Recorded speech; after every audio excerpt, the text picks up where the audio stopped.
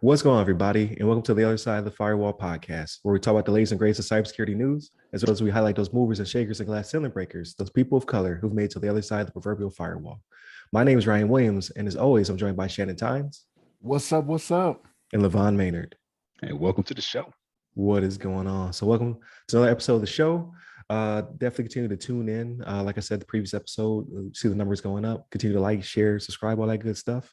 Monday and Tuesday are topics. Wednesday, we have a discussion. Thursdays, we can do Ask Us SP, where we talk to people breaking into cybersecurity. So we haven't had one of those in a while. So hopefully I can line something up the next couple of weeks. And then Friday, we talk about everything else, right? It's the weekly rundown, movies, books, TV shows, all that good stuff. So definitely continue to subscribe each week. And with that being said, I give it to LeVon. Yes, sir. So this episode, looks like we have an article from infosecuritymagazine.com by Phil Muncaster. This one's titled FBI Warns U.S. Farmers of Ransomware Surge. So it says here that the U.S. food supply chains are at risk of potentially devastating ransomware attacks. The FBI has warned. A new private industry notification sent out this week claimed that agricultural cooperatives may be viewed as attractive targets during the planting and harvesting seasons. Attacks could cause financial losses, operational disruption, and impact the food supply chain. Given that grain is also used for animal feed, compromises at dairy and meat processing facilities can lead to delays, which result in spoiled products that the notice explained.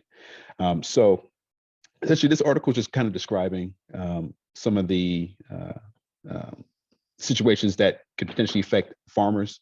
Obviously, we know the whole Ukraine-Russian thing going on right now. They even mentioned it towards the end of the article. We talked about this on the last episode as well, the Five Eyes intelligence group.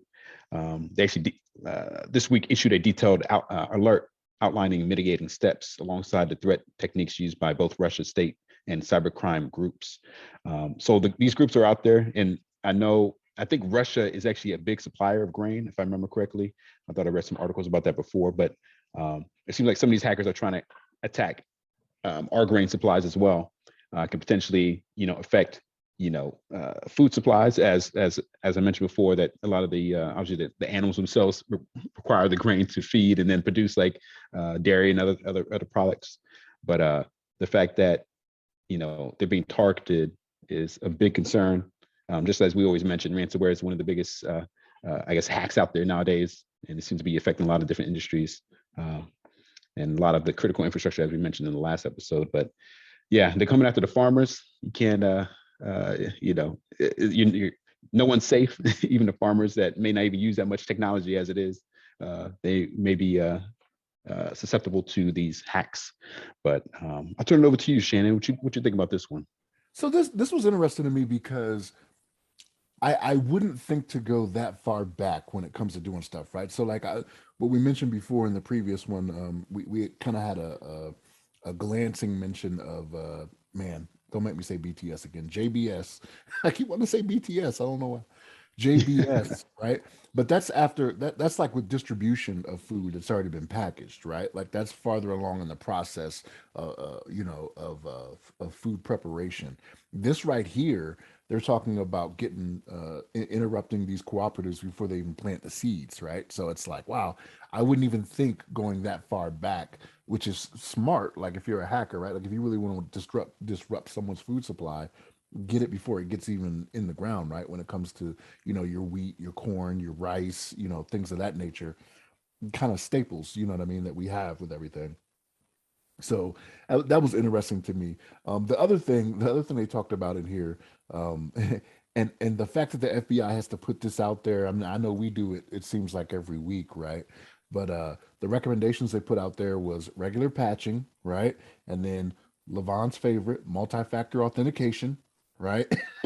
Disabling RDP ports and improving employee cybersecurity awareness. Like it seems like every week we're hitting on at least one of those things, right? But here we are again, where the FBI is like, okay, let's mention this again. Like, this is what we need, right? Let's do this, this, which is the normal cybersecurity stuff. We say normal. I shouldn't say normal because, us being in IT, yes, to us it's normal, but to regular Joe Schmo out there, right, or Jane Schmo, it may not be the normal thing to think about. But yeah, this was interesting. Like they're getting more crafty in what they attack now when it comes to doing these different types of things. And again, I hope it makes us smarter, right? I hope it makes us more forward thinking, not be so much on the defensive, but be thinking more.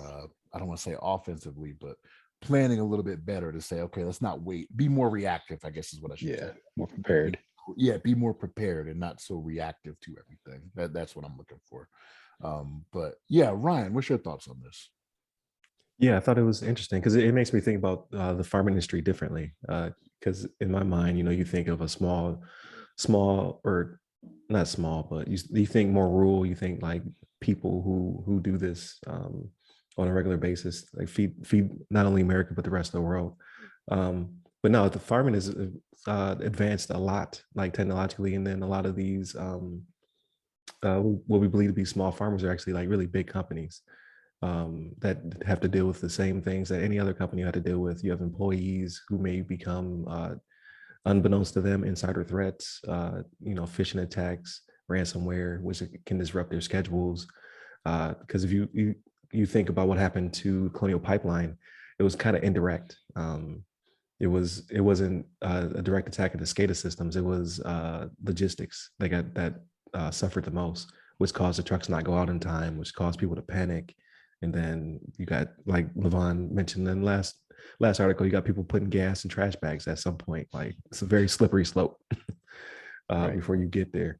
So same thing with this, right? Like, people panic and then they might rush the stores to buy up all the meat and what have you before there's a shortage or a supply constraint. Like, think COVID with the toilet paper. Like, sometimes things don't make sense, but people just buy into the madness. So definitely something that a good thing that Five Eyes put it out there. A good thing that the FBI is pushing the farmers to do something about it. I'm sure at some point this will also be pulled into the critical infrastructure, because not only if you are a water treatment plant or a gas pipeline, but if you're feeding people, right? Like, this is an industry that has to be protected as well. So I'm sure they'll also fall into a lot of the new federal regulations where companies have to report ransomware at certain time frames and breaches at a certain time frame. Same thing's going to happen to the farming industry at some point, because people don't get fed. There's a problem, right? So it's interesting. I think it's going to go a long way. Like, perhaps the industry was not taking care of themselves as well as others when it came to the patching, vulnerability management, all that good stuff. So now they have to step up their game, because now they're a target. Especially now, like we keep talking about, like there's a complete, like a whole war going on between Russia and Ukraine, and the ripple effect is hitting all of us in some capacity. So this one definitely is an interesting perspective. So I definitely enjoyed this conversation.